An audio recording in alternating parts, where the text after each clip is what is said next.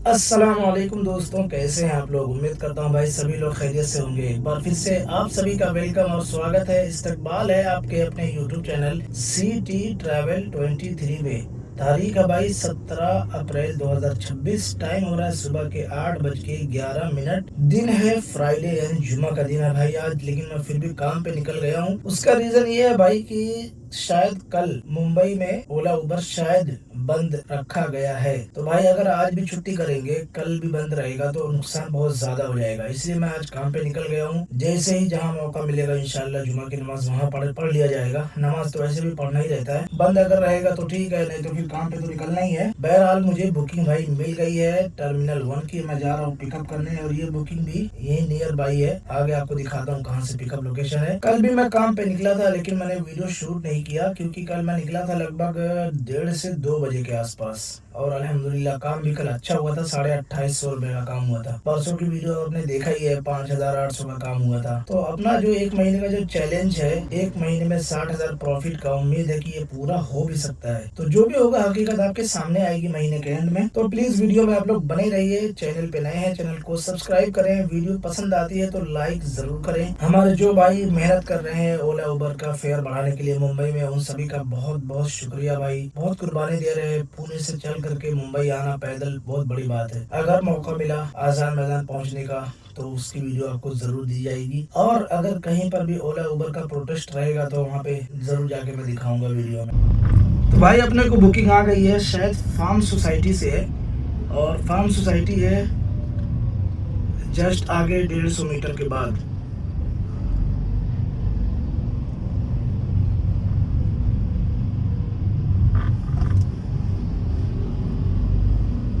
Farm society ऊपर खेलने की बहुत ही फेमस और बहुत बड़ी सोसाइटी है। इसमें कम से कम 50 प्लस बिल्डिंग है इसके अंदर। ये है फार्म सोसाइटी का पहला गेट, लेफ्ट साइड का गेट नंबर 2।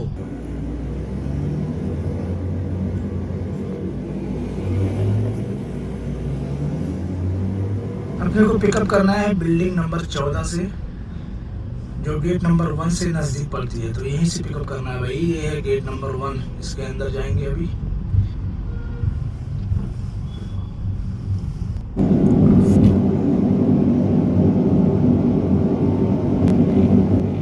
टाइम हो रहा है भाई 9:52। अभी मैं हूँ टर्मिनल 2 पे। पहली बुकिंग अपनी अब जाके हो गई है भाई कंप्लीट फाइनली। सेक्टर 11 कोपर खेलने से टर्मिनल 2 पे अभी हूँ मैं। इसका डिस्टेंस था 28 किलोमीटर। पैसा मिला है 565 रुपया। टाइम भाई साहब बहुत ज्यादा लग गया, 1 घंटा 29 मिनट, मतलब 1.5 घंटा टाइम लग गया पहली बुकिंग में। अभी टाइम हो रहा है 9:53। जुमा का दिन है तो बहुत सोच समझ के बुकिंग लेना पड़ेगा भाई। ट्रैफिक है ना बहुत ज्यादा है। गलती से भी सुबह के टाइम साकिना का JBLR की बुकिंग लेना मतलब बहुत महंगा पड़ जाता है, बहुत ही ज्यादा महंगा। अब तो मैं कोशिश करूंगा विक्रोली थाने या तो फिर CST या साइन वगैरह की बुकिंग लूं। वेस्टर्न लाइन आने के लिए भाई कोई भी रूट पकड़ो बहुत ज्यादा जाम रहता है।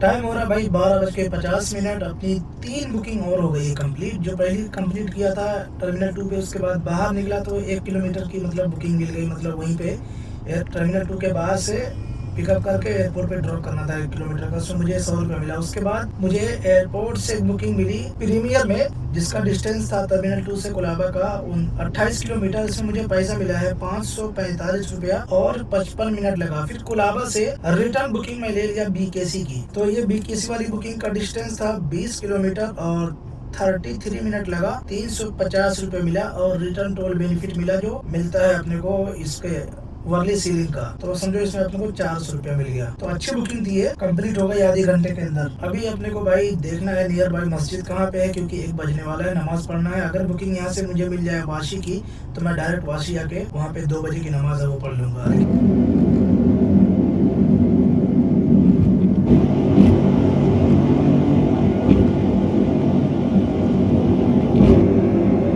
टाइम टाइम हो रहा है भाई शाम के 6:48। अभी मैं हूँ टर्मिनल 2 पे। टर्मिनल 2 पे सुबह से मैं तीसरी बार ड्रॉप किया हूँ। लास्ट आपको जो अपडेट दिया था BKC में, उसके बाद वहाँ से नमाज पढ़ने में चला गया था गोवंडी वेस्ट में। गोवंडी वेस्ट में नमाज पढ़ने के बाद CNG भराया। CNG भरा के मुझे एक बुकिंग मिल गई थी कुंडावली अंधेरी ईस्ट की। तो उसका 16 किलोमीटर डिस्टेंस था, 44 मिनट टाइम लगा और 320 रुपए मिला। फिर अंधेरी ईस्ट से मुझे बुकिंग मिल गई थी भाई सानपाड़ा MIDC की, जिसका डिस्टेंस था भाई 28 किलोमीटर। प्रीमियर में बुकिंग थी, लेकिन एक घंटा 19 मिनट टाइम लगा। पैसा बहुत ही कम मिला, 473 रुपया। प्रीमियर में इतना कम पैसा बहुत ही खराब फेयर होता है। कम से कम 20 रुपए किलोमीटर तो मिलना चाहिए। लेकिन वहाँ पे जब ड्रॉप किया तो लगभग 10 मिनट के बाद या 15 मिनट के बाद मुझे बुकिंग मिली वहाँ से। बहुत ही जबरदस्त बुकिंग थी भाई, प्रीमियर में आई टर्मिनल 2 की सानपाड़ा MIDC से। 31 किलोमीटर डिस्टेंस था, 1 घंटा 19 मिनट लगा। लेकिन पैसा कितना मिला पता है? 755 रुपया। ये होते हैं प्रीमियर का पावर भाई। प्रीमियर में कम से कम 22 रुपया 25 रुपया किलोमीटर जब बुकिंग आती है तो मजा आ जाता है भाई। अभी 6:50 हो रहा है, फ्राइडे का दिन है। मैं लगभग 2 महीने के बाद ऐसा हुआ कि फ्राइडे के दिन काम कर रहा हूँ भाई। अभी और भी बहुत सारी बातें करना है आप लोगों से, वीडियो में बने रहिए।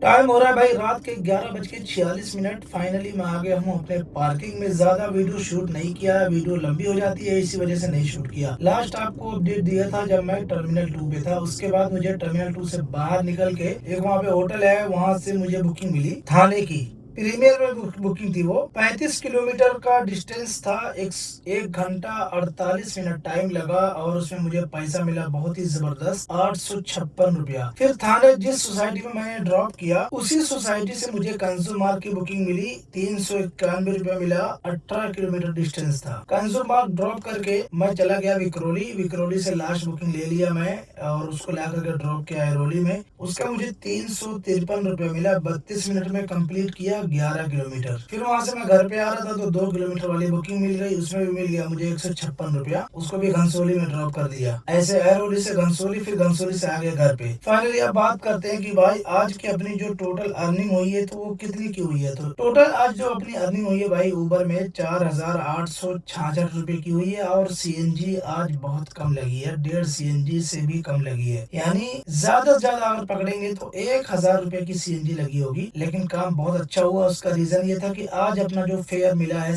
ज्यादातर प्रीमियर की बुकिंग थी और फेयर भी बहुत अच्छा मिला है। एक बुकिंग छोड़ दो तो सब बुकिंग में लगभग 20 रुपए से ऊपर का ही फेयर मिला है भाई। और मैंने आज बहुत ही चुन चुन करके अच्छी अच्छी बुकिंग किया है। बात करते हैं कि भाई जो ओला उबर में या टैक्सी रिक्शे में जो ये मराठी लैंग्वेज के बारे में बोला जा रहा है कि मराठी सीखना पड़ेगा, भाई ये बात हकीकत है कि पूरे महाराष्ट्र के सारे जिलों के जो परिवहन के जो अधिकारी हैं उनको परिवहन मंत्री ने बोल दिया है, जो प्रताप सरनाइक साहब उन्होंने बोल दिया है कि जितने भी रिक्शा टैक्सी वाले हैं सबको मराठी आनी चाहिए और उसका चेक किया जाए। तो अब आप सोच रहे होंगे कि गवर्नमेंट को पता कैसे चलेगा और चेकिंग कैसे होगी। तो जैसे RTO वाले रोक करके बैच चेक करते हैं, लाइसेंस चेक करते हैं, ऐसे अब आपको मराठी लिखना पढ़ना बोलना आता है नहीं आता है ये भी चेक किया जाएगा। और आपको नहीं आता है तो ऐसा मैंने न्यूज में सुना है कि लाइसेंस या बैच या परमिट जो भी है वो रद्द कर दिया जाएगा भाई। रद्द करने का मतलब ये है कि भाई उनके पास पावर होती है RTO वाले के पास कि वो रद्द कर सकते हैं परमानेंट। सोचो, जब भी मुझसे कोई पूछता था बैच बनाने के लिए, मैं बोलता था भाई मराठी लिखना पढ़ना बोलना आना चाहिए आपको। क्योंकि जब हमको बैच और परमिट इशू होता है तो वहाँ पे शर्त है कि आपको मराठी लिखना पढ़ना आता है। यही परिवहन मंत्री ने भी बताया। बहरहाल भाई अब तो अगले महीने पता चलेगा कि ये कितना लागू होता है और इस पे कितना काम होता है, क्या इंक्वायरी होती है। लेकिन मराठी पढ़ना लिखना बोलना भाई आना चाहिए अगर महाराष्ट्र में आप रहते हो तो। ऐसा गवर्नमेंट का मानना है। ये गलत है सही है ये आप लोग डिसाइड करो, लेकिन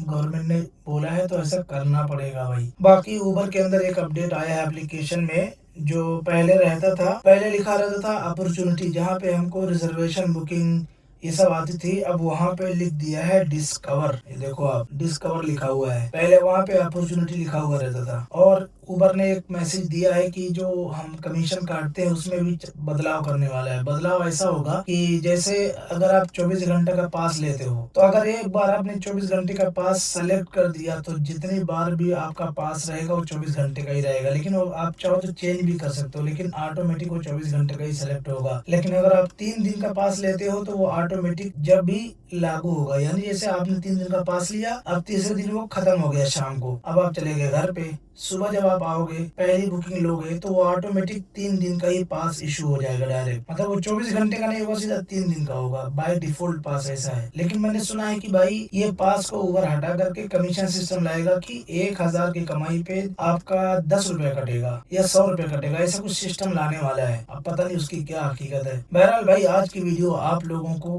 कैसी लगी कमेंट करके जरूर बताएं। अपना ख्याल रखें। मराठी सीखना जरूरी है, आपको सीखना चाहिए, लिखना पढ़ना चाहिए। अगर आप पढ़े लिखे हैं, अगर आपको हिंदी लिखना पढ़ना आता है तो मराठी सीखने में आपको ज्यादा मुश्किल नहीं होने वाली है, क्योंकि मैं खुद मराठी में एग्जाम दिया हूँ 10वीं का, और बैच लेने के लिए भी आरटीओ के अंदर मराठी लिख करके एप्लीकेशन देना पड़ता है, एक फॉर्म भर के देना पड़ता है मराठी में। वो मैंने दिया है आरटीओ में। आरटीओ का जो अधिकारी वहाँ बैठा होता है जिसको बोलते हैं क्लर्क, उसके सामने लिख करके देना पड़ता है और मराठी बोलना पड़ता है। तो मैं एग्जाम पास किया हूँ ऑलरेडी आरटीओ के अंदर। जब आप बैच बनाओगे तो ये चीज वहाँ पे देखना देना पड़ता है लिख करके।